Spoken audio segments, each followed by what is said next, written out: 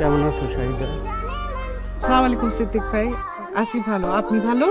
তুমি আমি একসাথে স্কুলে যেতাম, সাঁতার কাটতাম, গোসল করতাম, লুকোচুরি খেলতাম, মেলায়ও যাইতাম। তারপরে এই এলাকায় আম জাম কাঁঠাল লিচু কলা সব কিছু আমরা চুরি করে খাইতাম। অথচ তুমি আমার ছেঁকা দিয়া শহরে এক পোলারে বিয়া করে শহরে চলে গেলা। আমি আর ভালো থেকে কেমনে কও? সিদ্দিক ভাই এসব কি আজে বাজে কথা কও? আমি তোমার সাথে কবে প্রেম করলাম যে ছেকা দিমু? মিথ্যা কথা বললো না শাহিদা, মিথ্যা কথা বললো না। তুমি যে আমার বউ ছিলা সেটা ভুলে গেছো। সিদ্দিক ভাই, এই আপনার কি ঝাড়ু দিয়া পিঠে খেদামু? কবে আমার ননদ শাহিদা আপনার বউ ছিল কবে?